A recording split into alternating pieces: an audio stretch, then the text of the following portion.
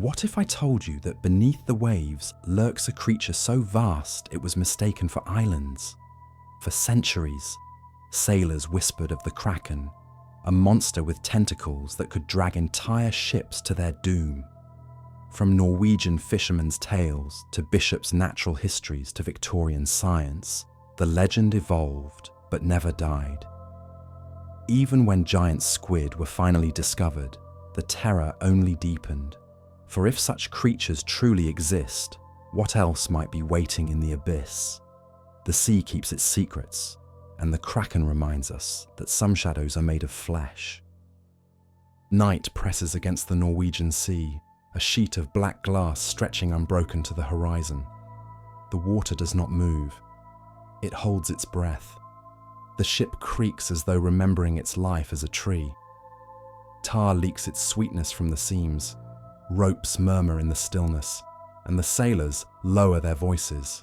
Silence feels dangerous, like the moment a hymn hangs in the rafters just before it breaks. Then, the ocean swells. Not a wave, not weather, but a slow, deliberate lifting, as though the back of something vast were turning under a blanket. Lantern light wobbles across the bulge. Weed clings to the rise. Barnacles gleam like wet coins, the surface gathering itself into a single patient heave. Someone whispers a prayer without choosing which god to aim it at. Someone spits and misses the rail. The air stinks of copper and kelp. They know the word. Crake, the crooked, the hooked. A name first given to drags and grapnels fashioned from trunks, their crooked branches clawing the seabed. Tools that clutched the deep, and the sea, jealous of names, grew its own crooked thing. What was once timber and stone became arms and suckers. What was once anchor became predator. The bulge sinks again. The false island disappears. The men tell one another it was a trick of light, a swell, nothing more. But the silence that follows feels heavier. Under the keel, something old does not move. It only waits. That is how the story passes, from mouth to mouth, night to night, long before ink touches vellum. A shadow told in low tones until it reaches a man who draws for a living. He sits by candlelight, quill poised like a harpoon. The world spreads before him in lines and names. He charts the fjords, the straits, the towns clinging like barnacles to the coast. But clean lines are not enough. Fear is geography too, and it demands a place on the page.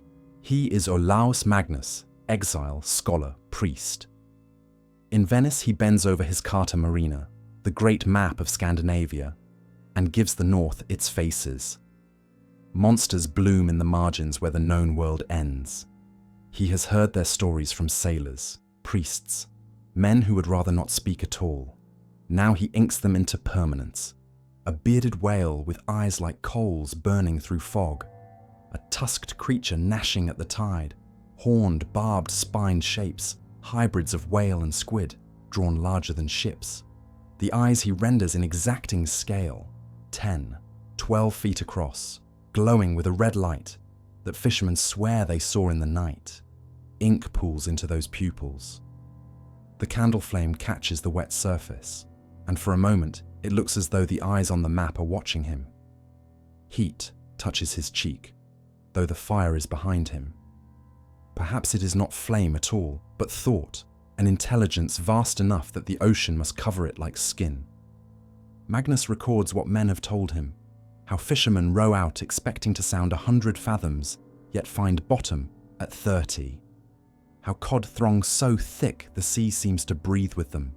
How nets come up bursting, hooks find mouths without bait. They fish in silence, unwilling to name the reason. They say only that luck has turned, but luck curdles. The ground shifts beneath their boats. The sandbank rolls, weed sways like hair, and the air thickens. Something titanic lowers itself, drawing the water down with it. A whirl begins, not yet violent, only suggestive, like hunger practicing its letters. The sea pulls, and men row with all their strength, faces pale as chalk. They do not shout. The throat forgets how. What rises leaves no wreckage, no proof, only the smell. Inky, copper sour, the breath of a creature that feeds without chewing. The sea closes, smooth as glass. Silence returns, heavier than before. Magnus captures it in ink. He does not write the word Kraken. That name still belongs to whispers on the water. But the shapes are there, permanent now, crowding the northern seas of his map. He gives them horns because fear grows antlers in the dark. He gives them beards because the ocean grows old in a night. He writes down the fisherman's measures, eyes the size of doors, heads broader than houses. He knows numbers can lie as well as words. Still, he writes them. Monsters do not mind being misremembered. They know their true forms, and they take them when they please. The candle gutters. Magnus stares at a curve of ink he does not remember drawing, a loop coiling back into itself like a tentacle learning to write. He shivers and places it where a bay might be. He tells himself maps are honest because they lie the same way every time. But sailors trust the drawings. They see the bearded monster leering from the parchment, the tusked beast coiled near Iceland, and they nod. They have heard the sea breathe like that. They have seen water rise like an island and sink again. They have felt the gaze under the hull, slow as an oar stroke, inexorable as hunger. So they speak the word softly, not to summon, only to warn. Crake, the crooked one, the hooked one, the sea's anchor made flesh. And somewhere beneath the painted waves, where the lines on parchment thin to nothing, the crooked thing turns. The ocean lifts to make room. By day, the Carta Marina hangs like a tapestry of dread. Scholars admire its detail, the precise coastlines, the neat script naming places no Roman ever dreamed of. But sailors linger over the margins, where Magnus placed the things that do not belong to Earth. They see their own fears reflected in ink, given claws and eyes. And they know the map is not merely a picture of land, but a memory of terror. On its face swims the bearded whale, a leviathan whose jaw bristles with hair thick as goose quills. Its eyes, Magnus writes, glow like torches in the dark, a circumference of 10 cubits or more, red, searing, like coals banked under water. Fishermen claim they can spot those eyes from a mile away, a smouldering presence haunting the night sea. Some say the glow is from fire burning inside the beast's skull. Others mutter of phosphorescence, of a light that grows from flesh the way mushrooms glow in caves. Whatever the truth, the effect is the same. The sea looks back. Next to it, another monster, tusked and brutal, grinds its teeth into the swell. Magnus names it the swine whale, a creature that feeds on ships as if they were driftwood. Its tusks are as long as spars, its mouth wide enough to swallow an entire fishing boat. No sailor wants to see it rise, yet the map ensures that once seen, it cannot be unseen. Magnus does not say Kraken, but sailors do. They give the name to all these shapes, the bearded, the tusked, the horned, the hooked. The sea breeds monsters like the forest breeds trees, and names drift between them like pollen. What matters is not taxonomy, but presence. Something waits beneath the keel. Call it what you will. The exiled priest knew these tales as he inked them, knew how they came in bursts of half-truth and superstition. But he also knew the sailors believed them, with the conviction of men who had stared at darkness too long. He himself had stood on quaysides, hearing fishermen describe the water lifting as if the bottom of the sea were breaking loose. He had listened to tales of nets pulled down by invisible hands, hooks bent by jaws that should not exist, perhaps exaggerations, perhaps lies. But fear has its own kind of truth, and Magnus preserved it. The monsters he drew were not confined to parchment. They swam in the blood of every fisherman who set out from Bergen or Trondheim or the fjords of Nordland. Men told of shoals so dense it seemed the sea itself was turning to fish, only to find themselves drifting over the back of a slumbering beast. The soundings struck not rock, but flesh. 30 fathoms became 20, then 10, too shallow, too alive. And then the water stirred, slowly, always slowly, with the patience of an ancient predator. The false island rolled beneath them, weeds streaming like hair, barnacles breaking the surface like teeth. The ocean slumped inward, a circle widening, not yet a whirlpool, but the promise of one. Men pulled at oars until their shoulders burned, until their hands split, until blood mixed with salt. They prayed the creature would choose silence over hunger. When they told it later, they told it haltingly, their voices low, eyes darting to the window as though the sea might overhear. They spoke of claws larger than masts, of heads rising one after another like hydras, of eyes bright as forge fires. They swore it reached for ships, caught men mid-cry, dragged them down into the black where no prayer could follow. Magnus heard all of it. He did not judge. He did what map makers do. He placed the monsters in their waters and gave them form. The act was both record and warning, both science and spell. If the creatures existed only in imagination, the map gave them flesh. If they already existed in the deep, the map gave them immortality. And so his monsters lived, not only in ink, but in the minds of those who saw them. Other naturalists, years later, would pore over the Carta Marina and try to decode its truth. Was the bearded whale no more than a barnacle-crusted sperm whale glimpsed at dusk? Were the flaming eyes nothing but the reflection of lanterns on the sea? Could tusks be misremembered walrus ivory, shadows stretching across the tide? The questions did not matter to sailors. They had felt the gaze. They had watched the sea shift beneath them. And once you have seen the ocean breathe like a lung, you do not ask if it belongs to a whale or a squid. You only ask if it will rise again. Olaus Magnus died before he could know what his map would become. A seed of terror planted in European thought, sprouting centuries later in the writings of bishops, missionaries, and naturalists. But his drawings endured, carried across oceans, whispered across decks, bound to the name Kraken. And long after his ink dried, the sea kept rising. Snow falls thick as feathers over the roofs of Trondheim. It buries carts, clogs the mouths of chimneys, presses silence into the alleys. In the harbour, the masts stand like black needles sewn through the sky. The sea lies dark beyond them, a patient mouth shut against the storm. A traveller makes his way along the quay. His cloak is soaked, his boots heavy with slush. He is not of this place. His voice carries another cadence, his prayers another accent.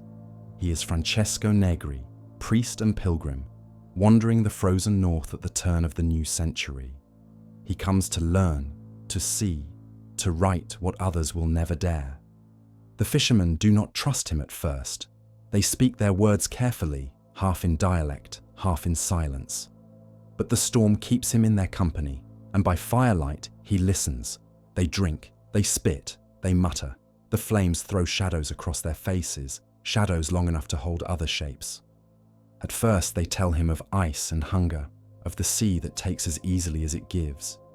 They speak of whales, cod, seals. But beneath those words lies another rhythm, a hesitation.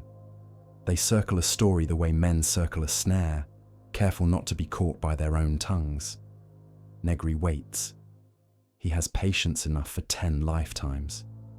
He watches their eyes, the way they flinch when the wind rattles the shutters. At last, the oldest of them clears his throat. His beard is stiff with salt, his hands curled like claws from years of pulling rope. He speaks the word, Shipwrecks. The sound is strange, guttural, drawn from the sea itself. Negri leans closer. The man repeats it, softer this time, as though naming it too loudly might wake it in the harbour. They tell him what it means. Not serpent, not whale, not fish. A thing of many horns, many arms, something that rises from the deep without warning. It is not always seen. Sometimes it is felt, a pressure beneath the boat, a shift in the soundings, a circle widening in the water as though the sea itself is breathing. Other times, it rises entire, an island made flesh. Ships founder on its back, mistaking it for safe ground. And when it sinks again, it pulls everything down with it. Negri writes the word in his notebook. Ink freezes on the tip of his quill. The page blots, Shipwrecks. He rolls the sound on his tongue, comparing it silently with Latin, with Italian. It does not fit. It belongs to the north, to the mouths of men who spend their lives staring into horizons that offer no comfort. The stories flow more freely now. Once named, the fear loosens. They speak of nights when the cod gathered thick as smoke above the creature's body, when fishermen risked casting nets across its back because the catch was too rich to ignore. They speak of days when the sea boiled and frothed as the thing stirred, and the bravest among them cut their lines, abandoning hooks and nets, fleeing before the whirl could claim them. One man swears he saw claws, as long as masts, dragging men from their decks. Another insists it has heads, more than one, rising one after the other like hydras. Another says he saw only a shadow, broad as a parish, moving beneath the keel with the slowness of doom. They argue, they contradict, but in every version, the end is the same. The sea opens, the ship struggles, and the creature drags all into silence. Negri does not dismiss them. He is too careful for that. He knows the north hides truths the south cannot imagine. He has seen already how the aurora tears the heavens open like a wound, how the cold bends iron as easily as flesh. Why not this too? Why not a monster vast enough to reshape the sea around it? He notes that they distinguish it from the serpents often spoken of in other lands. This is no coiling snake, no dragon with wings. This is something broader, heavier, stranger. It belongs not to fire, but to water. Its arms are not scales, but branches, crooked and many, like trees uprooted from the seabed. A crooked thing, a hooked thing. Kraken. By the time the storm clears, Negri has filled pages with their words. He tucks the notebook into his cloak as though it were a relic. When he leaves the harbour, the fishermen watch him go, uneasy. Some cross themselves, others spit. Speaking of the creature always leaves a taste in the mouth. Years later, in Padua, Negri's book is printed, Viaggio Settentrionale, The Journey of a Foreigner into the Frozen North. Among its pages lies the first written record of the word that would come to terrify the world. He calls it as he heard it, Shipwrecks, the sea crake, a creature many-armed, many-horned, a shadow mistaken for land. Readers in Italy blink at the word. It is strange, crooked, northern. But the story lodges in the imagination. A fish so vast it masquerades as an island. A beast that lures shoals above its back, then drowns ships in the vortex of its descent. It is the kind of story that clings to the corners of maps, the kind of story sailors carry in their bones. Negri does not know it yet, but his simple note has given the monster a passport. The whispered name of northern fishermen has crossed into print, into libraries, into memory. It will pass into other languages, into sermons, into natural histories. Soon bishops and missionaries will seize upon it, describing it with authority. Soon engravers will give it form, naturalists will argue over its body, poets will shudder at its shadow. But here, at the turn of the century, it is still raw. A word, a whisper, a shape rising beneath a fishing boat while men clutch their nets and pray they will not be named. Shipwrecks, the crooked one, the crooked sea.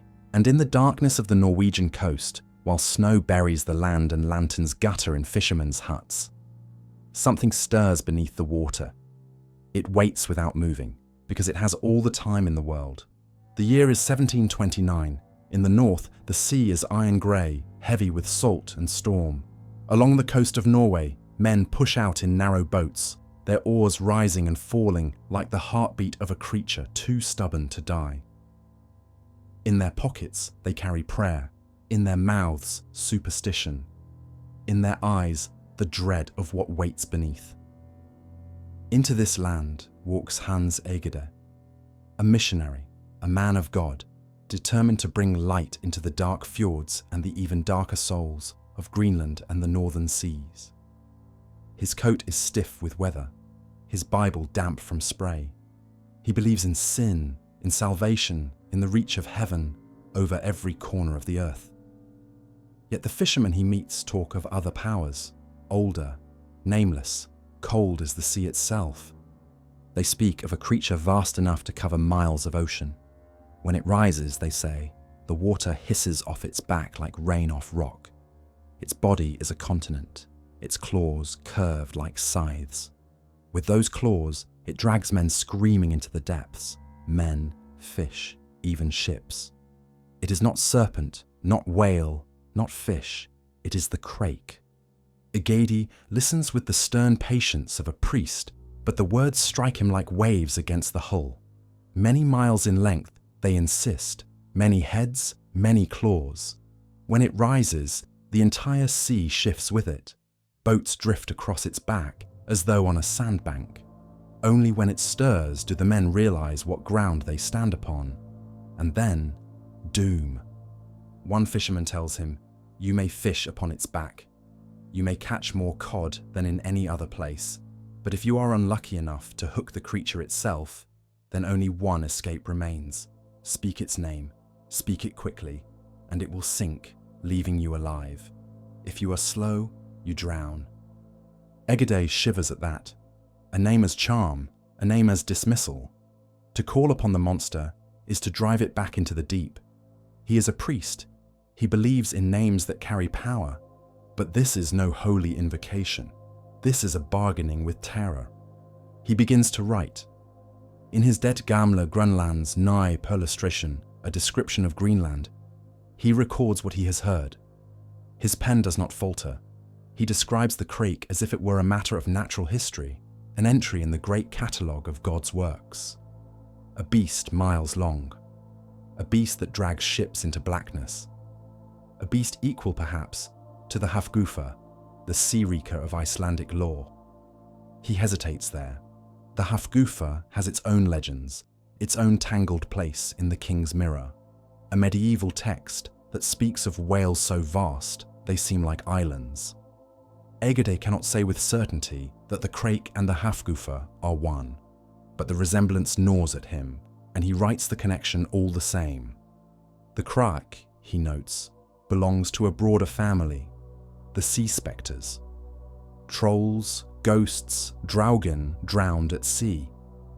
The fishermen call it a spectre because it does not behave as ordinary flesh. It appears where there should be depth and finds shallows instead. It vanishes without corpse or carcass. It swallows without trace. Flesh dies, spirits linger. Which is this? The fishermen shrug. They only know it kills. Egede is a man of scripture. He frames his words with solemnity, with the cadence of the pulpit. But the stories he records do not sound like parables. They sound like testimonies. They carry the weight of witnesses who have seen the sea do something it should not do. One tale strikes him hardest. A group of fishermen set their nets in calm waters, grateful for the silence. The lines go down, down, down, then stop. Only 30 fathoms where there should be 100. The nets come up straining, heavy with cod, heavier than they have ever seen. The men laugh until they notice the water circling lazily around the boat. They notice the seaweed waving, the barnacles breaking the surface. Too late. The body beneath them shifts, and the ocean opens. They row with all their might, shouting the name aloud, crake, crake, crake. Only then does the creature sink, leaving them gasping in its wake. Egede writes this as he hears it. He does not know if it is truth, but he knows it is believed, and belief has its own reality. He has seen men pale at the mention of the monster, seen their eyes dart to the window as if it might rise in the harbour itself. These are not idle tales. These are scars. What troubles him most is the way the creature entangles faith. Fishermen treat the crake with the reverence of a saint and the fear of a devil. They do not pray to it, yet they obey its laws. They fish upon its back, daring fate. And when caught, they use its name like a spell. To Egede, this is blasphemy, a heretical exchange between man and monster. But he cannot deny that it works, at least in their stories. So he preserves it. He writes the crake into history, into language, into the annals of both science and superstition. His book spreads across Europe. Scholars read it. Bishops quote it. Naturalists frown at it, then repeat it. And always the monster grows larger in the retelling. Egede does not live to see what the crake becomes. He does not see Pontoppidan, the Bishop of Bergen, seize upon the story and magnify it into a creature capable of dragging down man-of-war ships. He does not see Denis Montfort publish engravings of ships in the grip of colossal tentacles. He does not see Jules Verne or Victor Hugo breathe it into fiction, but he leaves behind the words. The crake has escaped the mouths of fishermen and entered the language of print, the permanence of books. What was once whisper becomes scripture of another kind. And in the north, along the fjords and the storm-beaten coasts, fishermen still row their narrow boats. They still cast their nets in calm waters. And when the soundings come back too shallow, when the sea stirs beneath them, they do not linger. They pull hard at their oars, and some of them, even now, mutter the name under their breath. Crake, the crooked one, the sea spectre, the false island that swallows men.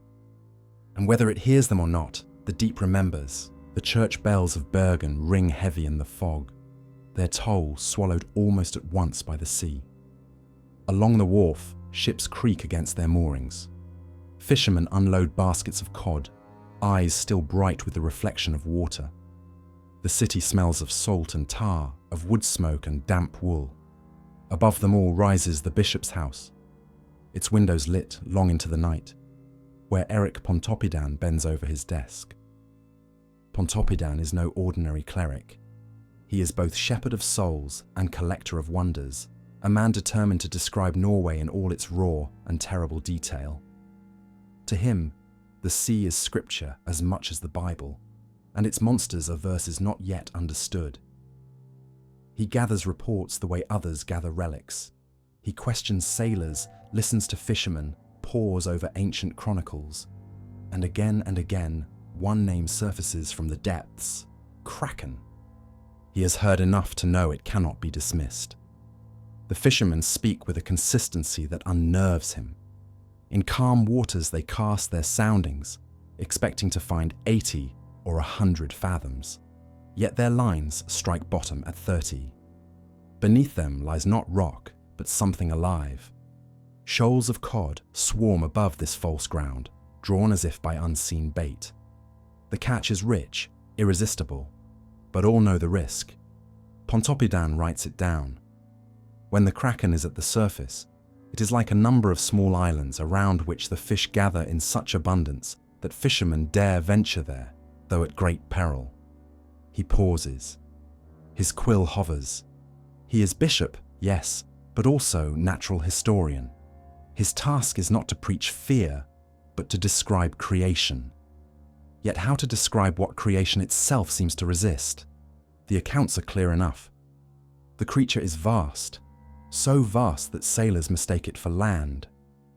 Its bulk rises from the sea, weed streaming from its back, barnacles gleaming like stars. Tentacles, arms, branches, crooked growths, writhe upward, some higher than masts. And when it sinks again, the sea follows, forming a whirlpool that can swallow ships whole. Pontoppidan sets his jaw and writes. He does not flinch from the word whirlpool. He names it plainly. The Kraken creates vortices, like Norway's infamous maelstrom, capable of dragging men of war down to the sea floor. He even dares to measure it, repeating reports that the creature's circumference is more than a mile of flesh, a mile of shadow. He tries to classify it. That is the scholar's instinct, the bishop's defense against chaos. Some call it a crab, others a starfish, others a polypus, the octopus, the cuttlefish. He entertains all possibilities. In the end, he leans toward the octopus, a creature of arms and suckers, magnified to titanic scale. He writes it as natural history, yet between his lines seeps the rhythm of folklore. He cannot quite smother the awe. In the candlelight, his words take on a gravity they did not have in the mouths of fishermen. When Pontoppidan declares the Kraken real, the world listens. His natural history of Norway spreads across Europe, into the libraries of gentlemen scholars and the parlours of ladies who shudder at its tales.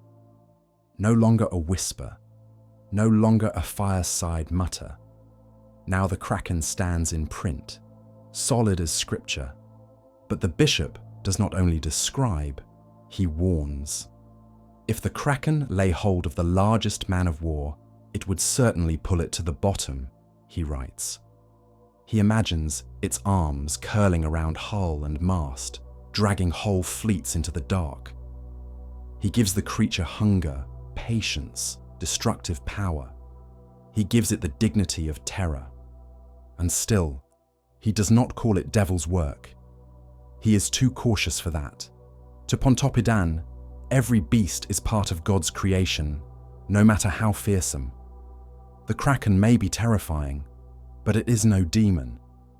It is merely another of the Almighty's designs, incomprehensible to human reason. The bishop's faith frames his science.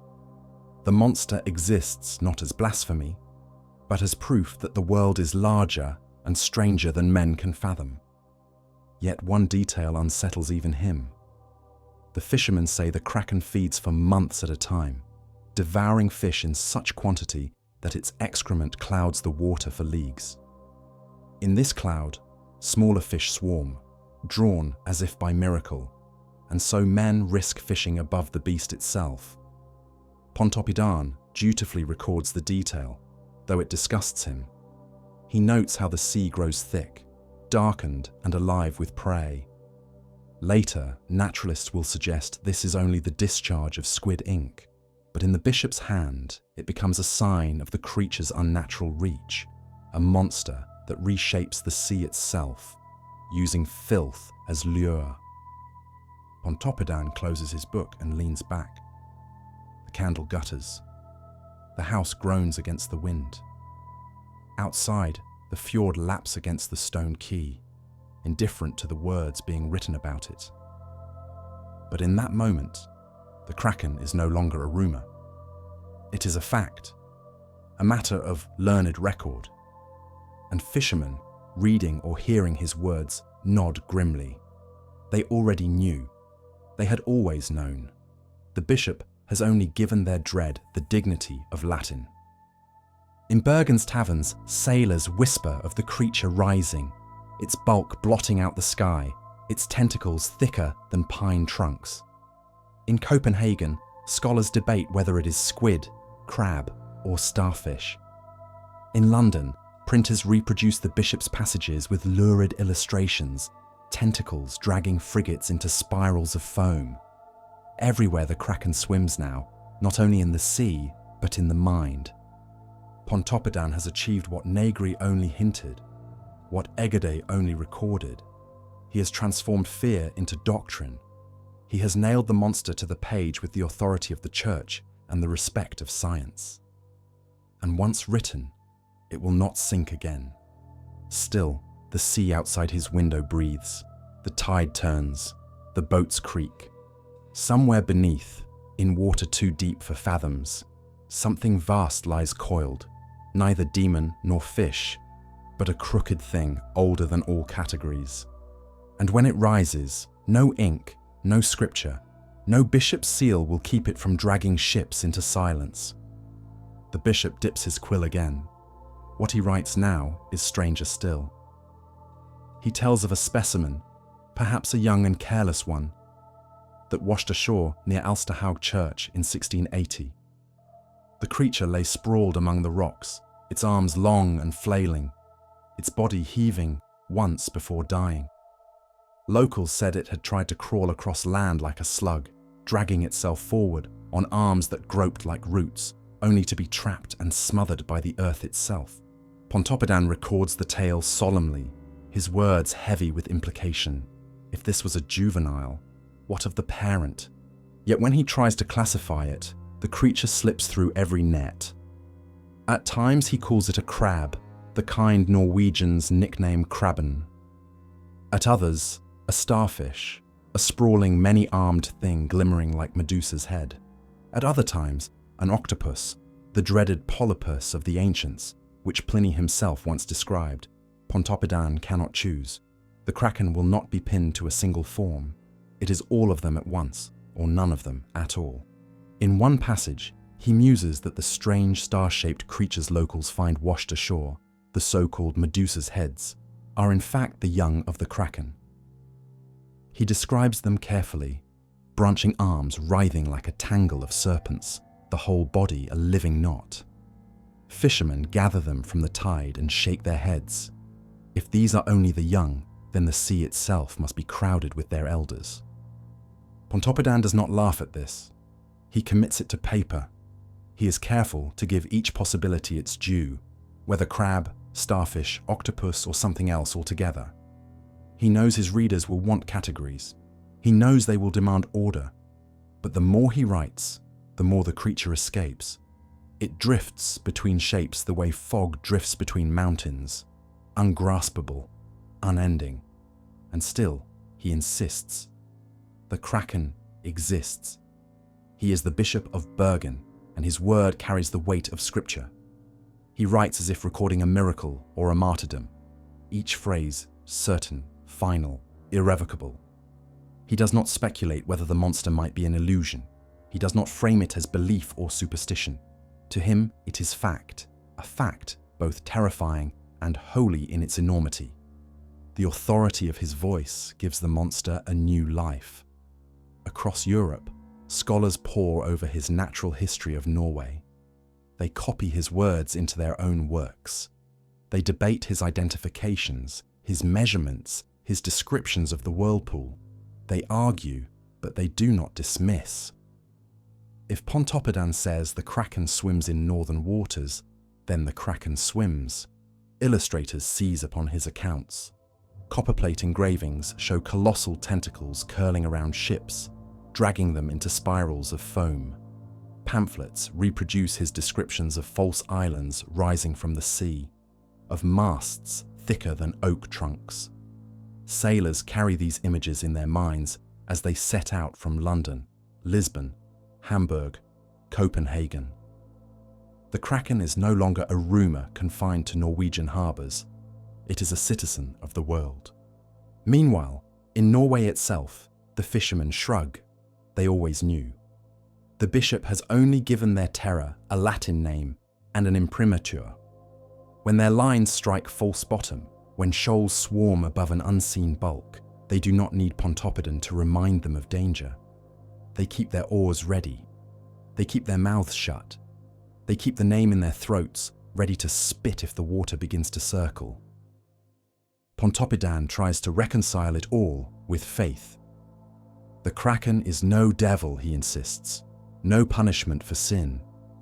It is simply one of God's more fearsome designs, a reminder that man is not the master of creation.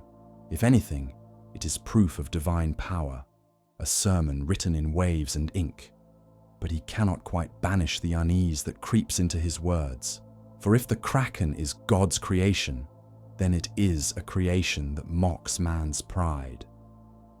A creation that swallows whole ships, whole crews, without leaving so much as a plank to float. As the bishop ages, he becomes known not only as a cleric, but as an authority on monsters. His name is bound forever to the Kraken. Learned men write to him, seeking more detail. Skeptics mock him, but never entirely dismiss him. For every man who doubts, another has heard the same stories. seen the same strange shallows, smelled the same copper-reeking ink. Pontoppidan's book spreads fear and fascination in equal measure. Naturalists in France and Germany cite him as evidence. English writers borrow his phrases. By the dawn of the 19th century, his words will feed the imagination of Denis Montfort, who dares to engrave the Kraken attacking ships outright. And from there, the image will pass into novels, into nightmares, into the very fabric of seafaring lore. In his study, Pontoppidan lays down his quill. He rubs his eyes, weary from candlelight. Outside, the rain lashes Bergen's roofs. The sea booms against the rocks. He has written of fish, of whales, of tides, of minerals. But it is the Kraken that will endure. The crooked one, the false island, the whirlpool that remembers every ship it has taken. He does not know it. But his authority has given the monster immortality. What was once whisper, what was once warning muttered by fishermen half asleep in their boats, is now indelible. It swims not only in the fjords, but in the minds of all who read. And so, in taverns and libraries alike, men lean close to the page, shuddering as if the candlelight itself were water, as if the inked lines might begin to writhe, as if any moment the sea beneath their feet might rise, vast and crooked, to claim them. Paris, 1802. The air smells of ink and damp paper, of streets thick with horse dung and smoke. Revolution has shaken the city. Guillotines have been packed away, but the air is still tense, as if the blade might drop again at any moment. In a narrow apartment, candlelight pools across a desk, where Pierre Denis Montfort bends over his work. He is a malacologist, a student of mollusks, yet in his hands the quiet world of shells and cephalopods becomes something darker. He has read Pontoppidan's tales, Aegidi's sermons, Negri's whispers. He has studied Pliny, who wrote of monstrous polypi tearing divers apart. He has pored over engravings of creatures strange as dreams, and he has made up his mind. The Kraken is real, and it is colossal. His quill scratches furiously. He writes not of mere octopuses, but of titans, two kinds in particular. The first, the colossal octopus, a beast with arms long enough to seize men, to pull shipwrecked sailors limb from limb, to drink them dry. The second, the true Kraken, a monster vaster still, large enough to dwarf whales, to rival islands, to earn the title of the most gigantic creature on Earth. Montfort is not content with description. He wants image, he wants proof, or at least the next best thing, an engraving so vivid it will burn into the imagination of Europe. He commissions the plate that will make his name and ruin it. The picture is simple, terrible, a three-masted ship caught in the grip of writhing tentacles. The arms curl around the hull, climbing the rigging, reaching for the sails. The sea froths white with violence. The crew, tiny, helpless, fight against limbs thicker than the mast itself. Above it all, the monster's bulk looms unseen, hidden beneath the surface, its power hinted rather than shown. When the plate is published in his Histoire naturelle générale et particulière des mollusques, readers gasp. The Kraken has never looked so alive, so possible. It is no longer the vague false island of Pontoppidan, no longer the whispered shipwreck of fishermen. It is a predator, arms coiled around wood and flesh, tearing down civilization's proudest machines. The engraving spreads quickly. Printers reproduce it, newspapers reframe it, sailors whisper of it as if it were a portrait, not an invention. The Kraken now has a face, or rather arms, and Europe cannot look away. But Montfort goes further. He does not simply describe, he speculates. He dares to claim that whole fleets may have been lost to the colossal octopus.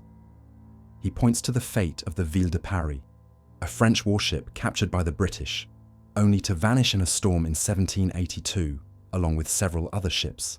Where others saw hurricane, Montfort saw tentacles. Such losses, he hints, can only be explained by creatures of enormous size. The claim is reckless, and it begins his undoing. Scholars frown, admirals scoff, survivors of the storm swear they saw no monster, only waves high as cathedrals. Yet the idea lingers, sticky as ink. Not storm, but Kraken. Not accident, but hunger. Montfort himself seems half aware of the gamble. To a friend he jokes, "If they accept my entangled ship, next I shall have my pulp overturn a whole fleet." The jest carries the nervous edge of a man daring fate. Still he believes. He has collected testimonies of sailors who swore they saw arms rising from the deep off the coast of Angola, so enormous they seemed to belong to the sea itself. He insists these are not phantoms, but flesh, evidence of a species unknown to science. He points to Pliny, to Pontoppidan, to every whisper that has crawled up from the waves in the past 2 centuries. He weaves them together into a net of conviction, and in the middle of that net thrashes the Kraken, undeniable. In Paris, his colleagues laugh behind their hands.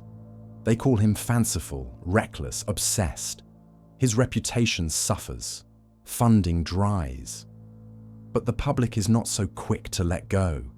They have seen the engraving. They have felt the shiver of recognition. Something about the picture rings true. After all, sailors still return with scars carved by suckers on the hides of whales. Fishermen still tell of tentacles longer than their boats. And the sea is wide enough to hide anything. Montfort, for all his flaws, has given Europe its most enduring nightmare.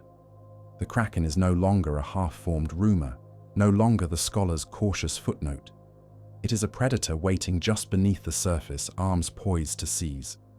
He has transformed it from theology into iconography, from sermon into spectacle. Late at night, Montfort walks the banks of the Seine. The river carries the city's refuse, its barges, its whispers. He stares into the water and imagines it parting, a single tentacle rising black against the moon. He imagines the whole city pulled under in silence, drowned without resistance. He smiles, though it is not a happy smile. He knows the world will mock him. He knows scholars will tear his name apart. But he also knows the Kraken now lives more vividly than ever before. Back in his apartment, he lays down his pen. The engraving lies before him, wet with ink, the ship already half lost to the monster's grip. He touches it with one finger, smearing the lines. The tentacle seems to writhe. The ship seems to sink. He hears, for an instant, the creak of timbers, the scream of sailors, the rush of water closing over them. Then the sound is gone. Only Paris remains, the muffled clop of hooves in the street, the sigh of the river. But the image has taken root. It will pass from book to book, from print to print, long after Montfort is gone. The Kraken, once a whisper, once a bishop's reluctant fact, is now an engraving seared into the mind's eye. It will never be unseen. The engraving spreads like fire. Paris booksellers place it in their windows, and passers-by pause to stare. A ship in its death grip, swallowed by arms as thick as oaks. Whispers travel faster than fact. Men speak of colossal pulpes that tear fleets apart. Women shudder at the idea of drowned sailors clutched in darkness. Children dare each other to look at the picture at night. But while the image thrives, its creator begins to unravel. Montfort presses his case with zeal. He writes of reports from Angola. Sailors who swore they saw a monster rise beside their vessel, a mass of flesh so immense the sea itself seemed to arch beneath it. He points to votive offerings left in Saint-Malo, a painting said to commemorate a ship attacked by tentacles. He treats rumour as witness, hearsay as testimony. Worse still, he cannot let go of his boldest claim. 10 warships, he insists, were lost to the Kraken in 1782. The Ville de Paris, a captured French vessel, had signalled distress and then vanished with its rescuers. A storm, say the sailors who survived. Tentacles, says Montfort, arms thick as trees, dragging ships into the dark while the sky played innocent. The scientific world recoils. Admirals dismiss him as fanciful. Naturalists laugh. Survivors of the disaster denounce his theory as a lie. To them it is reckless, slanderous even, to blame the sea's hunger on a beast. Storms are bad enough without inventing monsters. Montfort doubles down. "If they accept my entangled ship," he jokes grimly to a friend, "I will make my pulpe overthrow a whole fleet." But the joke has no mirth. It is the laugh of a man who knows he has wagered everything and already lost. His reputation collapses. Colleagues withdraw support. Publishers hesitate. By the end of his life, he is ruined. A once promising naturalist mocked as a dreamer. A fraud, a cautionary tale of obsession. Some say he starves in poverty. Others that he dies still clutching his notes, muttering of arms longer than cathedrals. And yet, the Kraken does not die with him. The engraving he commissioned lives on, copied and recopied, passed into newspapers and penny prints, carried across Europe like a plague. Other artists imitate it, embellish it, tentacles thicker, ships smaller, storms blacker. What Montfort gave the world cannot be recalled. His creature has escaped his hand and now swims freely in the imagination of every sailor and reader. Even his lies feed the legend. Though scholars reject his claim about the lost fleet, taverns buzz with the tale. Men lean across tables and whisper, "Did you hear?" 10 ships at once, dragged down in silence. A hurricane may be believable, but a monster is unforgettable. In London, American zoologist A.S. Packard reprints Montfort's image, calling the creature a sepia or cuttlefish, as though naming it might tame it. In Scotland, Robert Hamilton includes the Kraken in his naturalist's library, plate and all. Even skeptics cannot resist. They present the engraving as if to scoff at it, but in doing so they spread it further. The Kraken has become indelible. Montfort's fate is tragic, but the monster he gave form to is triumphant. No longer a shapeless shadow, no longer a false island mistaken by fishermen. It now has limbs, suckers, a body vast enough to challenge navies. It is no longer a rumor. It is an image burned into culture. On storm-tossed decks, sailors mutter of it when the sea grows too still. In drawing rooms, gentlemen display the engraving as a curiosity, half mocking, half uneasy. Children see it and dream of the ocean splitting to reveal arms that could pluck them from the shore. Montfort's name fades into disrepute, but his Kraken does not. He has given it immortality in exchange for his own ruin. At night, when the Seine runs black and the city sleeps, Montfort walks alone. He stares at the water and imagines what lies beneath. He remembers the testimonies, the votive paintings, the smell of brine and ink. He feels the weight of ridicule, the sting of exile from science. Yet still he believes. The sea is too wide, too deep, too secret. If the ocean holds whales longer than cathedrals, why not something larger still? Why not arms that could topple empires? Perhaps he is mad. Perhaps he is right. Perhaps the difference no longer matters. For though his peers may laugh, the world has seen his Kraken, and it cannot be unseen. Montfort dies disgraced, but the Kraken sails on without him. The engraving becomes the monster's passport into eternity. Pontoppidan gave the creature authority. Egede gave it testimony. Negri gave it a name. But Montfort gave it flesh, arms, and the power to terrify at a glance. And somewhere in the north, as storms brew and fishing boats creak in the swell, the sea stirs. A shadow rises beneath the hull, vast and crooked. Sailors lean on their oars, too afraid to name it, but the image is already alive in their minds. The ship, the tentacles, the froth of white water. Montfort's Kraken, their Kraken, the world's Kraken. And whether it exists in flesh or only in fear, the sea is content. For either way, It has claimed another man, another life, another truth dragged down into its endless dark. The library smells of leather and coal smoke, its shelves heavy with order, polished spines, gilt letters, neat rows of knowledge. Gentlemen whisper of whales, seals, pinnipeds and manatees, as if naming each thing tames it. But every so often, a hand lingers on a page too long, a plate too dark, and the order falters. In the Naturalist's Library, volume 25, among walrus and seal, a stranger stirs, the Kraken. The Victorians like to think the world is being catalogued into submission. Steamships now cross the Atlantic in days. Railways stitch iron through the countryside. Microscopes expose teeming worlds in droplets of water. The age of progress declares itself loudly, certain that monsters belong to the superstitions of yesterday. And yet, there it is, printed with sober authority, the image of a ship locked in tentacles, the sea foaming, the crew thrashing like insects in the grip of a spider.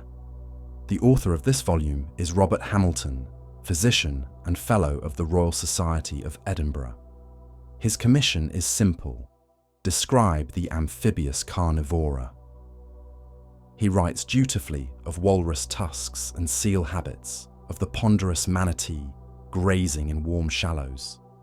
His prose is calm, clinical, satisfied with measure and anatomy. Then, almost casually, he turns his attention to the Kraken. He does not mock, he does not dismiss. Instead, he traces the monster's pedigree through centuries of lore. He cites Pontoppidan's great natural history of Norway, its tales of false islands and fatal whirlpools. He recalls Egede's accounts, fishermen clinging to their nets while the sea shifted beneath them.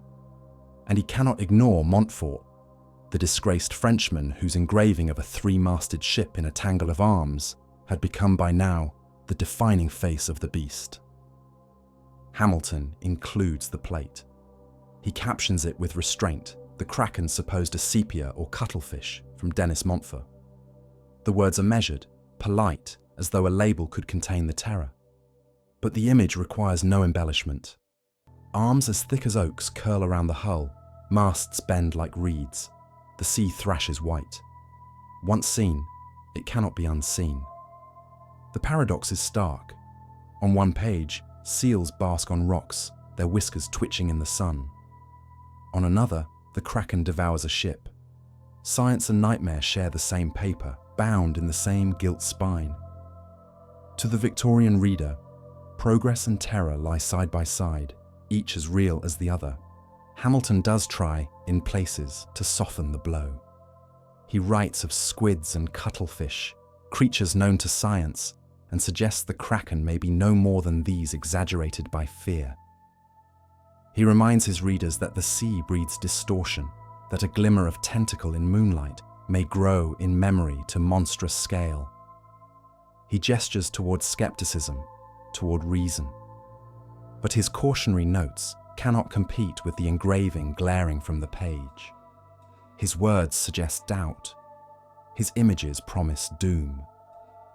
Readers are not fooled.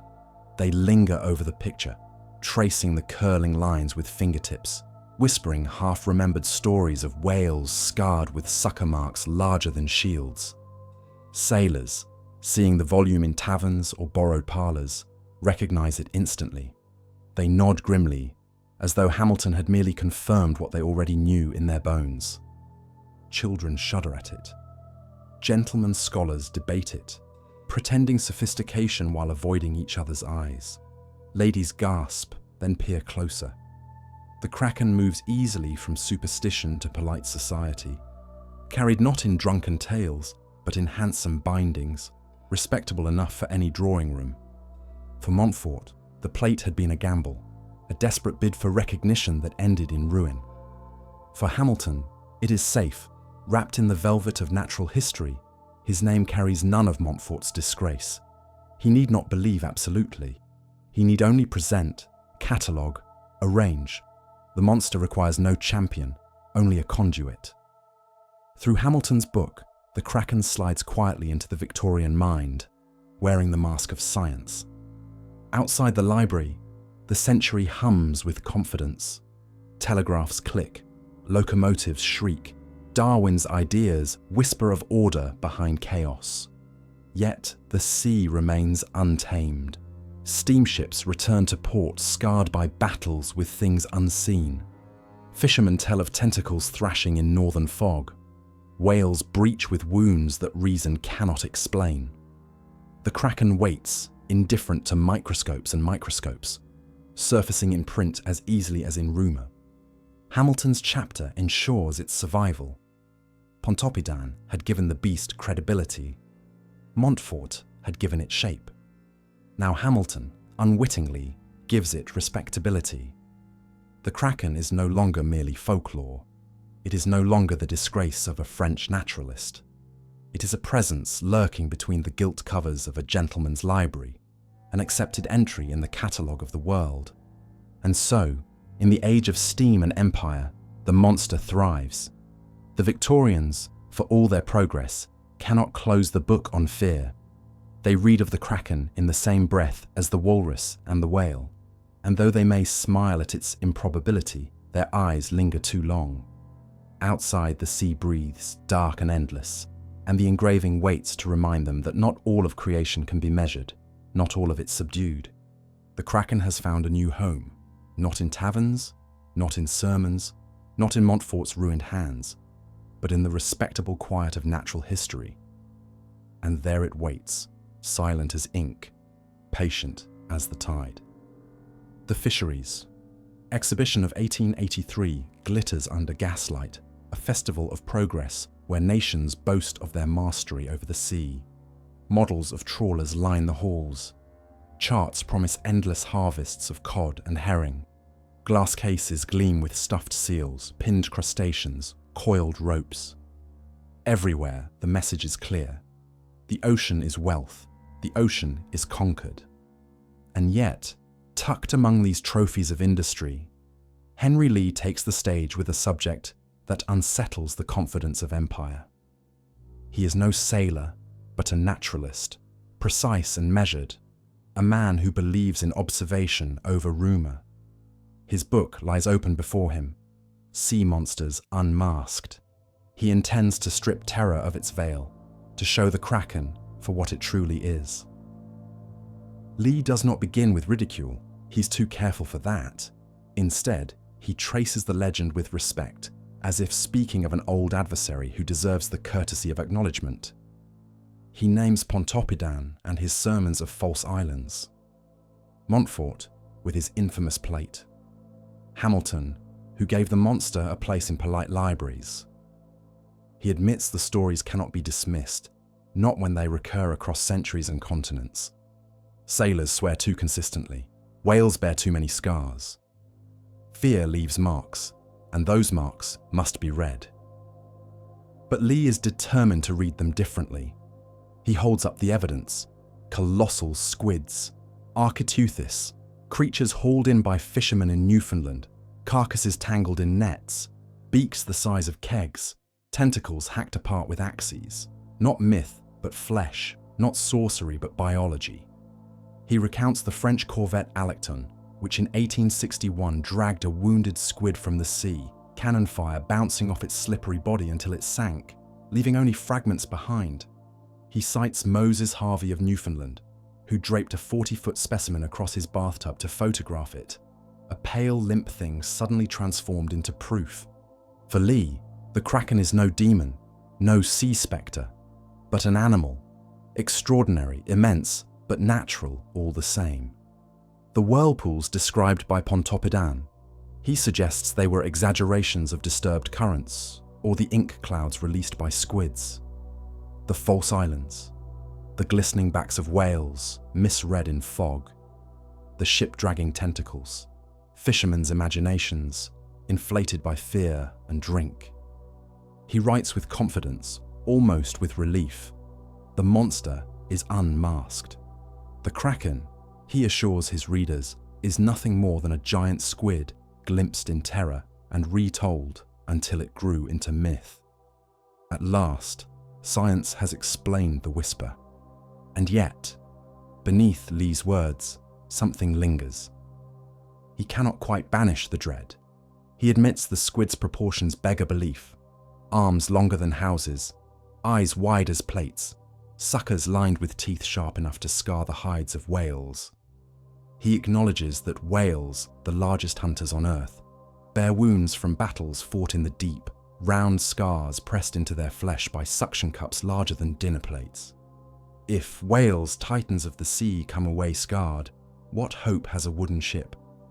Lee writes that sailors mistook these squids for islands, that their stories of whirlpools were exaggerations, but he cannot erase the testimonies of men who swore they saw claws, eyes, arms that blotted out the sky. He cannot erase the fact that the squid itself, once only rumour, now lies sprawled in photographs, its flesh pale, its form unmistakably monstrous. The Kraken, in one form or another, has always been real. His readers sense this. They nod at his logic, admire his citations, but when they close the book, the engraving remains in their minds. Montfort's ship, the writhing arms, the frothing sea. They may accept that the monster is only a squid, but that knowledge does not comfort them. If anything, it sharpens the terror. For the squid is no phantom. It exists. It lurks in the depths. It hunts whales. And it is not hard to imagine it reaching for a ship. Lee himself seems haunted by this contradiction. His title proclaims confidence, Sea Monsters Unmasked. Yet his prose betrays unease. He admits the squid is a thing truly monstrous, an animal so strange it blurs the line between fact and fable. He tries to reduce the Kraken to flesh and ink, but in doing so he preserves it, keeps it alive in the imagination of his age. At the fisheries exhibition, polite applause follows his lecture. The crowd disperses to admire nets and charts, confident that science has triumphed. But in the quiet corners, sailors mutter. They do not laugh, they have seen too much. They know that when the sea bulges beneath a keel and the water circles lazily, it is no comfort to imagine a squid instead of a spectre. Tentacles are tentacles, whatever name you give them. Lee's books find their way into parlours and libraries, respectable companions to Hamilton's naturalist's library. His words are neat, his skepticism persuasive, yet the monster refuses to vanish. It lingers in illustrations, in sailors' songs, in the scars on whales. It lingers in the hush that falls when the word Kraken is spoken. The late Victorian age, with all its progress, cannot close the book. Science has named the beast, but naming is not taming. The Kraken is revealed, yes, but revealed as something stranger still. Not a phantom of fear, but a truth of the deep. And so Henry Lee, the rationalist, the unmasker, becomes the Kraken's next chronicler.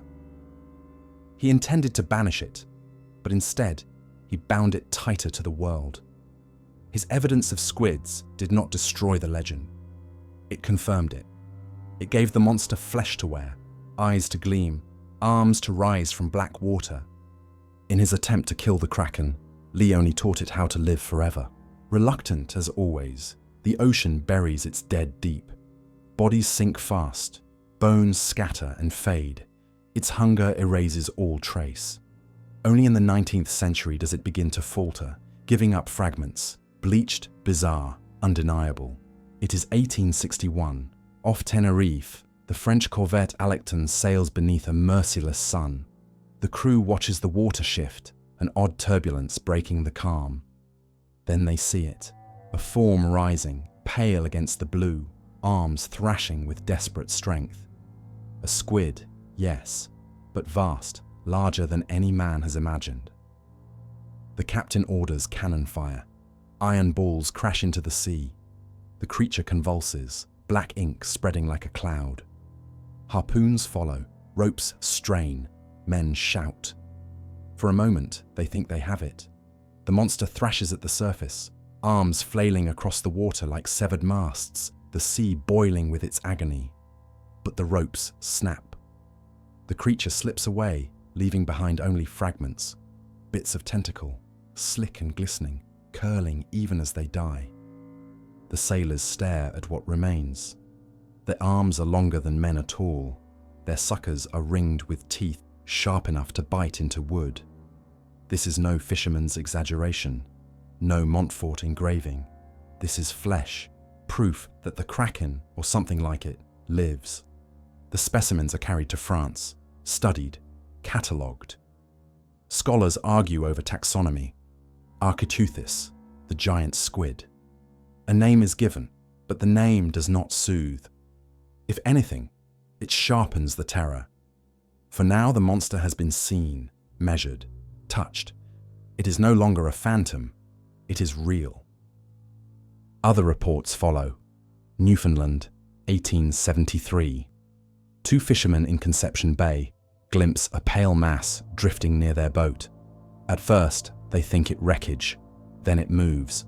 Arms rise, dripping, longer than the mast. The men hack desperately with hatchets, severing tentacles that slap against the planks with wet thuds. Ink pours into the water, darkening the sea to blindness. Somehow, they escape. On shore, they display the severed limbs, flesh thicker than a man's arm, suckers broad as saucers. The world gapes. Newspapers print the story. Illustrations show men dwarfed by the tentacles they have dragged home. The fishermen, once mocked for their tales, stand vindicated. The Kraken breathes. In Newfoundland again, the Reverend Moses Harvey becomes the monster's most unlikely custodian. In 1873, he acquires a giant squid, its body more than 40 feet long. He photographs it draped across his bathtub, its pale form limp, its tentacles spilling over porcelain like ropes of nightmare. The image circulates, a grotesque domesticity, the Kraken brought into a parlor, tamed only in death. But Harvey is no mere showman. He corresponds with scientists, sending specimens, pressing for recognition. He knows what he has is not myth but zoology, though the boundary between the two grows thin. For every photograph, for every dried beak or preserved tentacle, sailors bring back stories stranger still. Arms rising from the deep to wrap around whales, eyes glowing in the dark, the sea bulging upward as if to breathe. Whales themselves provide testimony. When hunters strip the blubber, they find scars, circular wounds pressed deep into the flesh, each ringed with marks from teeth set into suckers. The wounds are as wide as shields, gouged into skin as tough as oak. Only one creature could leave such marks, the giant squid. The evidence is carved into leviathans themselves. The ocean's titans bear witness to battles fought in darkness. The scientists call it Architeuthis. The sailors still call it Kraken. Both names are true. One is Greek, meant for catalogues and lectures. The other is older, meant for whispers in taverns and prayers muttered into the wind. But the creature itself cares for neither. It waits, unseen, until its arms brush against the hull of a ship. In lecture halls, Henry Lee presents specimens with calm authority, beaks the size of buckets, tentacles preserved in jars of spirits. He declares the Kraken unmasked, transformed into squid. But the audience, polite though they are, cannot forget the engraving of Montfort, the tales of Pontoppidan, the whirlpools of Egede. The squid may explain, but it does not diminish. If anything, it makes the terror more immediate. The Kraken is not a ghost. It is an animal, alive, hunting, somewhere beneath them. For the sailors, the discoveries changed little. They already believed.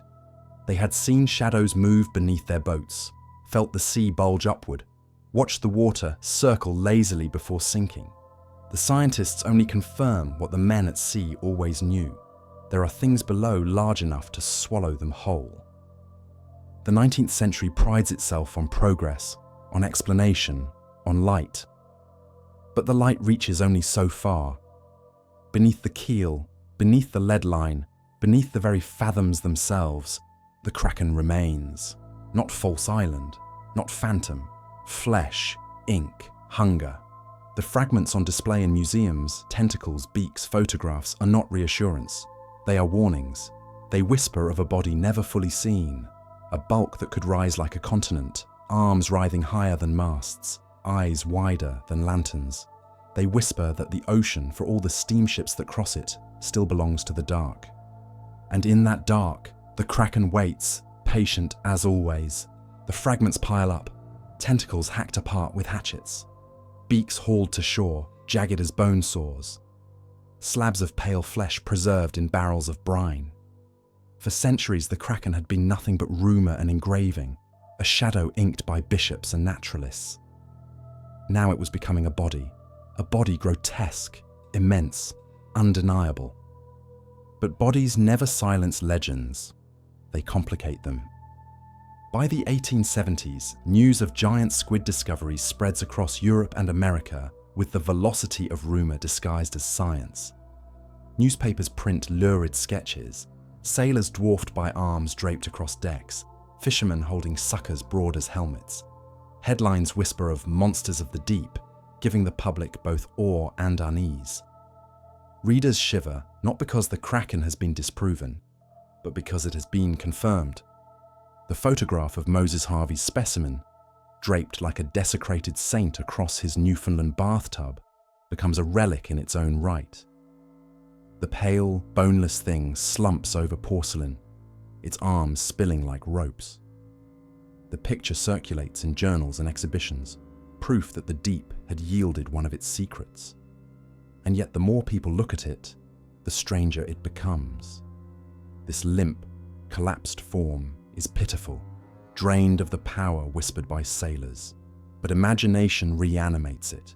Viewers cannot help but imagine it alive, thrashing in black water, arms writhed into a storm. The photograph is not comfort, it is prelude. Scientists debate fiercely. Some claim the giant squid is simply another species, a curiosity of molluscan anatomy, no more monstrous than a jellyfish enlarged. Others insist its size is exaggerated, its habits misunderstood. But the testimonies keep coming. Fishermen tell of boats nearly overturned, of tentacles wrapping gunnels, of ink boiling the sea into blindness. Whalers report more scars carved into leviathan hides, deep rings gouged by suction cups lined with serrated teeth. The whales themselves are maps of war, their flesh a battlefield where something unseen has struck again and again. In lecture halls, naturalists point to these wounds as evidence of Architeuthis. The name is neat, Greek, safe. But sailors sitting in the back rows mutter another name under their breath: Kraken. The polite syllables of science cannot erase the old word. It clings, barnacle-like, because it is not just description, it is warning. Victorian society thrives on such contradictions. Progress lights the cities, builds steamships, wires telegrams across oceans. Yet drawing rooms and parlours buzz with seances, ghost stories, and fears of what lurks beyond empire's reach. The Kraken fits perfectly into this tension, an animal for the scientist, a monster for the poet, a terror for the sailor. Everyone claims it, no one owns it. Even literature cannot resist. Victor Hugo's Toilers of the Sea gives the world his pieuvre, the octopus of Guernsey lore, equated by many with the Kraken. Jules Verne's 20,000 Leagues. Under the Seas immortalizes the battle of the Nautilus against giant squid. In both cases, the boundary between squid and Kraken is blurred. Science fiction embraces what science itself can only half explain. The public devours it. Engravings of Verne's cephalopods echo Montfort's earlier plate, ships and men dwarfed by writhing limbs. What Montfort was ridiculed for, Verne is celebrated for. The monster has been absorbed into culture so deeply it no longer requires proof. Proof exists now, yes, flesh, photographs, scars. But proof was never the Kraken's real fuel. Fear was, and fear remains inexhaustible. In Norway, old fishermen smile grimly at the scientific debates. For them, the matter was settled generations ago. They still tell of false islands rising from the sea, of nets caught on something vast, of currents turning to whirlpools without warning.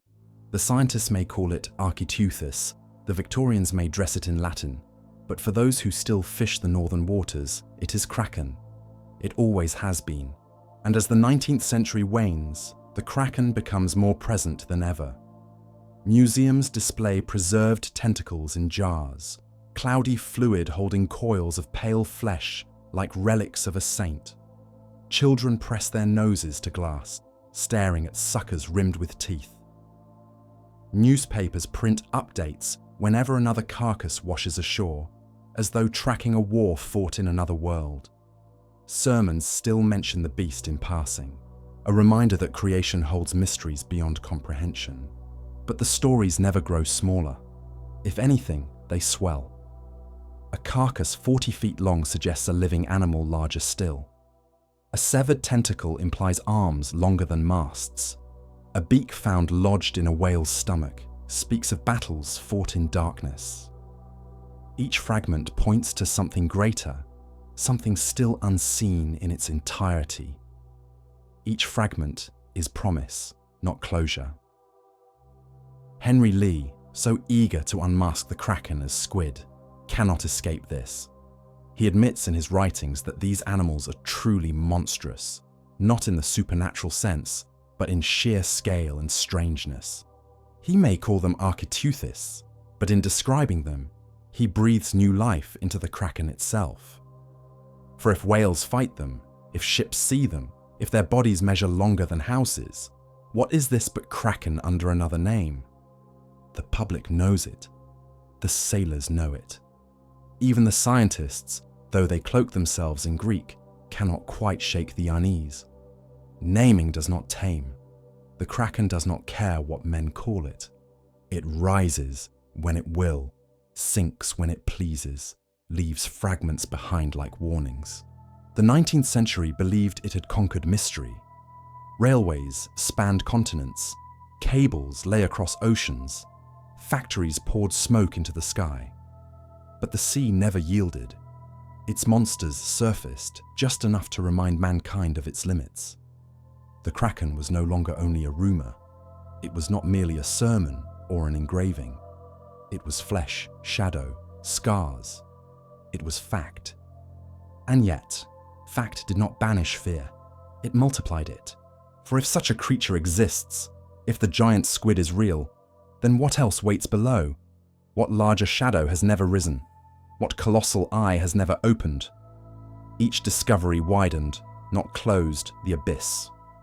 And so, by century's end, the Kraken had achieved what no monster had before. It lived as both legend and specimen, myth and biology, nightmare and photograph. The fishermen still whispered its name, the scholars filed it under Architeuthis, the novelists set it thrashing against iron submarines, and through them all, the Kraken endured. Not unmasked, not slain, only revealed. The sea lies still, a flat sheet of iron beneath a pewter sky. The engines of the steamer idle, pistons hissing in the silence. Men lean on the rails, their breath clouding in the morning chill, staring down into water that looks bottomless. The charts say it should be deep here, hundreds of fathoms. But when the line is cast, it strikes bottom at 30. The lead does not thud on rock. It lands with the muffled give of flesh. The sailors do not speak, not at first. Then someone mutters a word older than steam, older than iron, older than any chart. Kraken. It should have died by now. The age is modern. Telegraph cables lace the ocean floor. Steamships carve the Atlantic in days. Laboratories glow with electric light. The Kraken should have been buried with the superstitions of the past, with vampires and witches and drowned saints. Yet it lives, surfacing in the corners of men's minds whenever the sea grows too calm, whenever the line strikes too shallow, whenever the water stirs without cause. Because the ocean is still mystery. It covers most of the world, a greater realm than all continents combined. For all the rails laid across land, for all the lamps lit in cities, the sea remains untamed. Pressure crushes, cold numbs, darkness blinds. What lies in the abyss is not charted, not measured, not known, and so the Kraken remains, patient, its shadow stretching from the age of bishops to the age of steam. The witnesses still whisper. Francesco Negri, travelling priest, hears fishermen murmur of Shipwrecks in storm-bound harbours, a fish with horns and arms that lures men to their deaths. He carries the word south, scratches it into his notebook, and the monster has a passport. Hans Egede, missionary, writes of a beast miles long with many heads and claws, a living shoal bank that drags ships into the depths. His parishioners treat it with the respect of a saint and the fear of a devil. Speak its name, they say, and it will sink, sparing you. Stay silent, and you drown. Pontoppidan, Bishop of Bergen, transforms the whisper into doctrine. He writes it into the natural history of Norway, not as rumour, but as fact. He declares it vast enough to appear an island, powerful enough to seize a man of war. His voice gives the Kraken authority, and Europe listens. Montfort, the French malacologist, sketches a ship crushed in tentacles, publishes it, and ruins himself. Scholars laugh him into poverty, but his engraving escapes their scorn. It multiplies, copied and recopied, until no one can imagine the Kraken without it. Hamilton, the physician, includes the engraving in a respectable zoological library. He files the Kraken neatly beside seals and whales, giving it the legitimacy Montfort never knew. Henry Lee, sober naturalist, tries to strip away the myth. He writes of giant squid, Architeuthis, tentacles measured, beaks preserved, photographs of limp carcasses sprawled across bathtubs. He insists the Kraken is unmasked, only squid misunderstood. Yet even he admits the animal is truly monstrous. Even he cannot silence the dread. They are all gone now. Negri, Egede, Pontoppidan, Montfort, Hamilton Lee, but their voices echo in every calm sea, every false island, every scar carved into the hide of a whale, because the ocean has confirmed them. The French corvette Alecton fired cannon into a thrashing squid off Tenerife in 1861, dragging up fragments longer than men are tall. Fishermen in Newfoundland hacked at tentacles with hatchets, hauling severed arms ashore as trophies. The Reverend Moses Harvey draped a 40-foot specimen across his bathtub and photographed it, pale and limp but undeniable.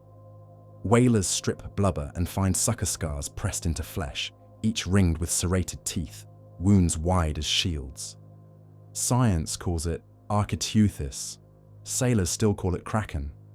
Both names are true. One belongs to Latin and lecture halls, the other to taverns and prayers whispered at sea. But the creature itself cares for neither. It rises when it pleases, sinks when it chooses, leaves fragments behind like warnings. And the fragments are never enough. A tentacle suggests an unseen bulk larger still. A beak in a whale's stomach speaks of battles fought in darkness. A carcass 40 feet long whispers of a body twice that size. Every scrap of proof confirms the possibility of something greater, something no man has yet seen in its entirety. The Victorians, proud of their microscopes and their railways, find themselves trembling at these possibilities. Literature seizes on the terror. Hugo gives the pieuvre its hellish intimacy, strangling men like sin itself. Verne unleashes a horde of squids against the Nautilus, axes flashing as sailors fight for breath. In both, the Kraken is not banished, but enthroned, its legend fed by the very science meant to destroy it. The public devours the stories. Engravings of tentacles breaching storm waves hang in penny papers and novels. Children peer at museum jars holding preserved arms, imagining them alive. Even skeptics shiver, for every rational explanation feels too small, too neat, beside the scars carved into whales and the endless dark beneath. Because the truth is worse than the legend. The Kraken is not ghost or phantom, not sea spectre or devil. It is flesh. It is hunger. It is animal. And it is still alive. Sailors know it. They have always known it. They do not care for taxonomy. They do not argue about starfish or squid, crab or cuttlefish. They know only the bulge beneath the keel, the water that circles without cause, the silence that falls before the rise. They know when to mutter the word, Kraken, and so the legend endures because the sea endures. No empire can conquer it. No scientist can measure it entirely. No naturalist can unmask it without also feeding it. Each witness has tried, and each has been claimed. The Kraken belongs not to them, but to the abyss. Out on the steamer, the sailors lean over the rail. The lead line coils slack on the deck, heavy with the memory of something soft beneath. The water stirs only slightly, but enough to draw glances. The sky is empty, the horizon blank. One man crosses himself, another spits, another whispers the word. Below them, in the silence, the crooked thing waits. It has all the time in the world. The ship eases ahead under a sky the color of tarnished silver. Sonar ticks softly in the darkened wheelhouse, a blind man's cane tapping at the abyss. Far below, the remotely operated vehicle drifts like a lantern swept from a funeral procession. Cone of light, braided umbilical, cameras staring into black water that swallows everything but the beam. The ocean accepts the offering and gives back silence. On deck, the crew move in low voices and layered wool. The air bites. A pale mist hangs between them and the rails. They have sailed here for science. Temperatures, currents, a study of night-feeding creatures that blink like scattered stars. But no one says the other reason. They feel it without the need for words. The old weight pressing up through the hull. Even now, in this century of satellites and screens, superstition curls around the ankles like fog. The pilot leans into his monitor. Silt lifts in slow spirals. The beam slides across a slope of mud studded with slug-white sponges and the hunched shapes of crabs. Then something else.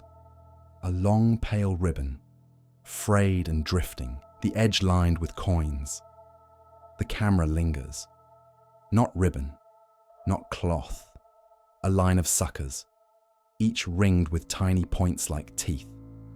No one breathes for a moment. Dead piece, the biologist says, professional through force of habit. Detached arm. Current took it. No one argues. The pilot adjusts the thrusters. The camera glides forward. The pale thing turns on the drift and slips past the light, away, as if embarrassed to be seen in such undress. The beam follows until the water is empty again, a cathedral with the candles snuffed. On the bridge, the captain watches the sonar as a man watches clouds pile over a mountain, with the knowledge that weather has moods. The screen paints the world in green and black. Depth lines walk outward like rings on a tree. He drums a finger on the console, thinking of his grandfather who fished cod off Lofoten and taught him the one rule that mattered more than weather, more than charts, more than the price of the catch. Never boast at sea. The ocean hates a braggart. It remembers. The ROV pilot works the thrusters, patient as a diver easing through a wreck. The beam drifts over a furrowed plain. A shadow passes, there, then gone, the way a thought passes across the face of a sleeping child. The pilot steadies the camera. The water beyond the cone is absolute night. A flake of something, a snow of crushed shells and carcasses, falls endlessly down. Hold, the captain says, though he cannot say why. He only knows the feeling that arrives in the bones before it arrives in the mind. The hush before a chapel bell, the moment the crowd stops breathing at a graveside. The old word itches in the mouth. No one says it. Not yet. The light strikes a surface it should not. Not rock, not mud. A plane of something softer, faintly corrugated, like shrouded fabric caught on a reef. The camera noses closer. The texture resolves into skin, The kind of skin that carries 1,000 tiny decisions, puckers, seams, the memory of contraction. Along one edge, a disc as wide as a plate glares back, rimmed with saw teeth. Then another, then a field of them, overlapping like coins scattered across a drunkard's table. The biologist whispers without meaning to. "Suckers," she says. "Good God." The ship rocks, not much, just a knee's worth, but enough to set the rails clinking and the cable singing under strain. The crew look up as one. The captain rests a palm on the bulkhead as if to feel the vessel's pulse through steel.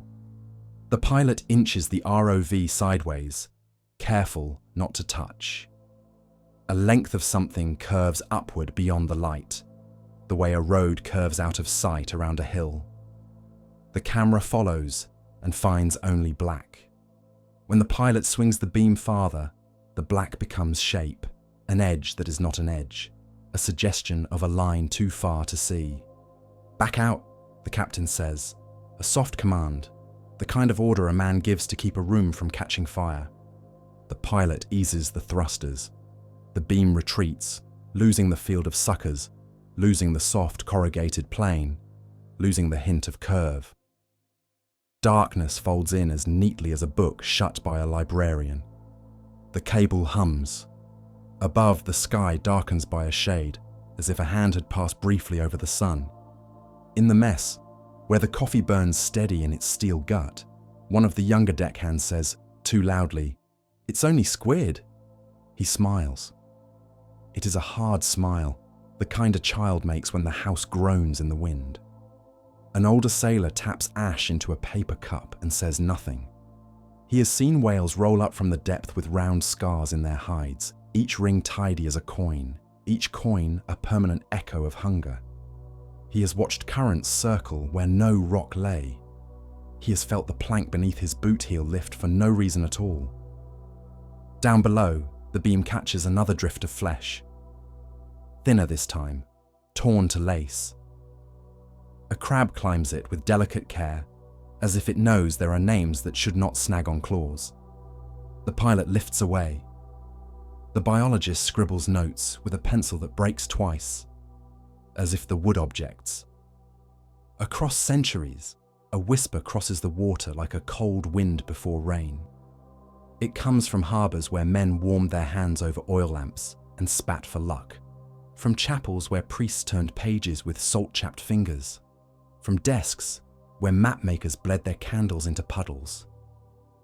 Negri, Egede, Pontoppidan, Montfort, Hamilton, Lee, their names pass through the air like the names of drowned men recalled at a memorial. Negri, who wrote down the first word as he heard it from fishermen's mouths. Shipwrecks. Egede, who tried to meet it with prayer and found the prayer too small. Pontoppidan, who nailed it to the page with a bishop's certainty and could not stop his hand from shaking. Montfort, who gave it arms and paid in ruin. Hamilton, who filed it under mammalia as if a label could house a storm.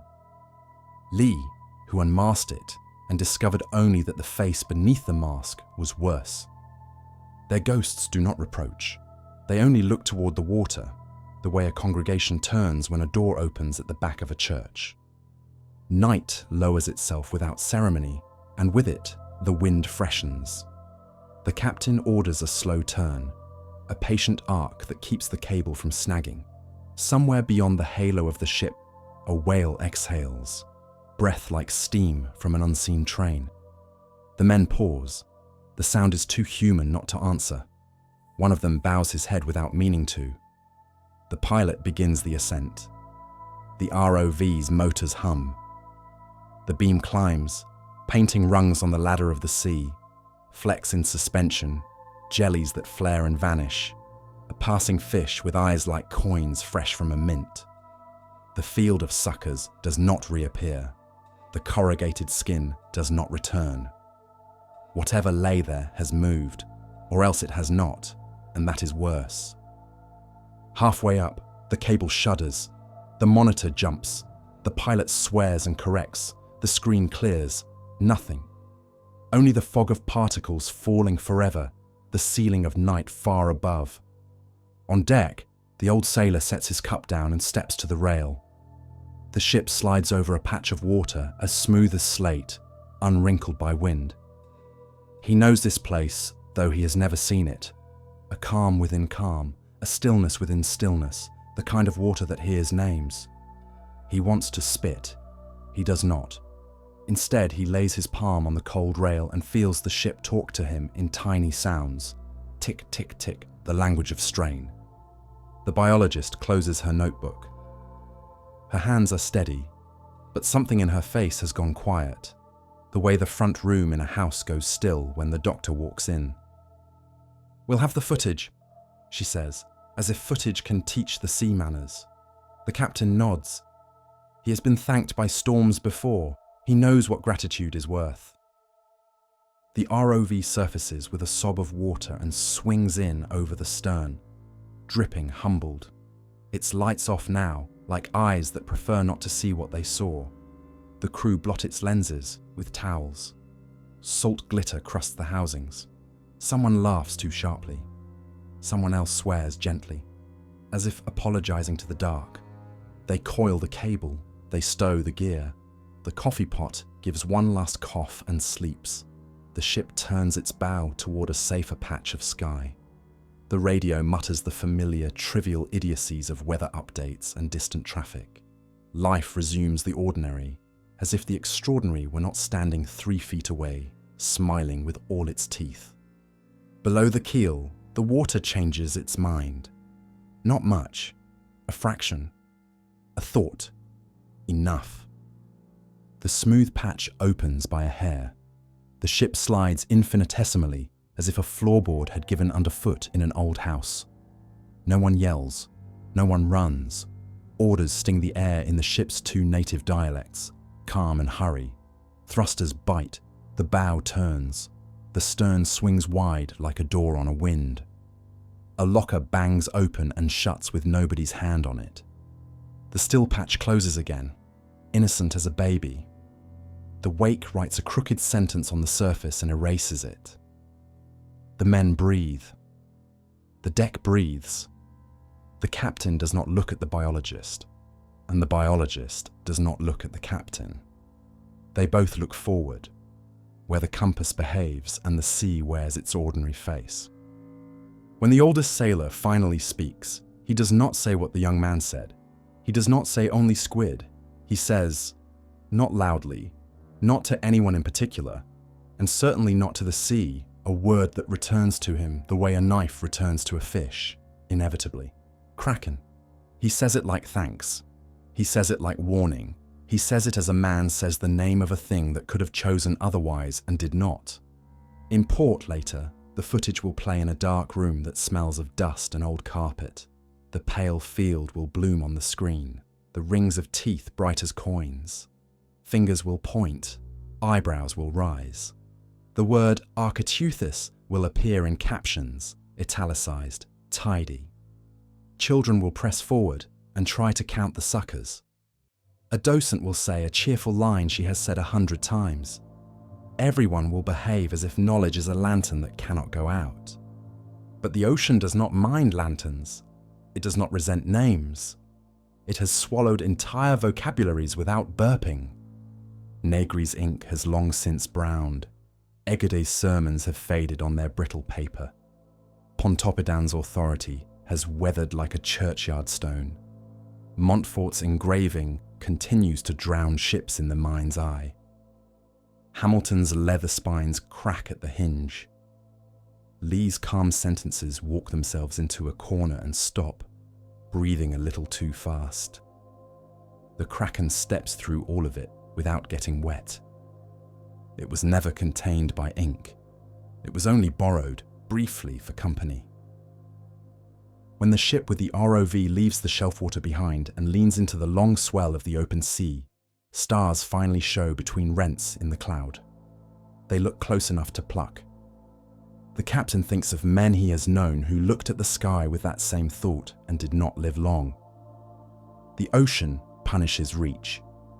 He contents himself with the fact that the engines hum like a lullaby and that his crew, for all their jokes, know how to keep their mouths shut when quiet is wanted. The night deepens into that hour when time thins, and all noises seem smaller than they should be. The sea runs under the hull like a hand over a drumhead. In the wheelhouse, the chronometer ticks with priestly patience. The captain pours coffee that has been punished into obedience and lets it scorch his tongue. He thinks, because he cannot help it, of what the beam touched. He thinks of the field of suckers slick with cold, each ring a little mouth that remembers every whale it has tasted. He thinks of the soft, corrugated plain, the curve that was not an edge, the way the light made a promise and the dark took it back. He thinks of how far they were from shore and how near the swallow always is. He does not pray. He is not the praying kind, but he puts one hand flat against the panel where the logbooks are kept, and without moving his lips, tells the sea that he has heard the lesson again and will not forget it. The sea does not answer. It already knows the address. Toward dawn, the water grows playful and slaps the bow with open hands. A long-backed swell rolls under as if a large animal were turning in its sleep. The first gull finds them and scolds them for whatever men are always guilty of.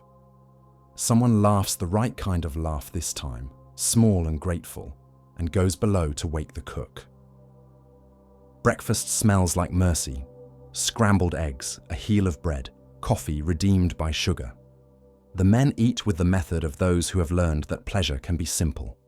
No one mentions the patch of still water, or the singing cable, or the way the beam drew the night's curtain aside and revealed what it revealed. The captain sets his cup down very carefully, as if the ship's table were an altar and the mug a sacrament he does not know the theology of. He steps out onto the deck, where the day is beginning to practice being day. The sea is all ruffles and ordinary. The horizon wears a thin blade of light. A seal's head appears, regards the ship with the disdain of a monk interrupted at prayer, and slides under without a ripple. He breathes. He tastes salt and diesel and the clean bite of cold. The word comes to him again, but now it is not a warning. It is a way of saying good morning to something that has been here longer than mornings. Kraken. It is not a summoning. It is not a dare. It is acknowledgement. The sea has always contained more than the names men have for it. Today, it chose to share a corner of one of its letters. Tomorrow, it will choose otherwise. The captain makes his peace with both possibilities and turns the ship for home. Behind them, under layers of light that grow from pewter to hammered silver to bright coin, something enormous rolls itself tighter by the slow width of a thought and sleeps. The sleep is not the sleep of exhaustion. It is the sleep of patience. In that patience are centuries. In that patience are men leaning over rails in every kind of boat that wood and iron and dream have learned to float. The ocean does not close like a door. It closes like an eye.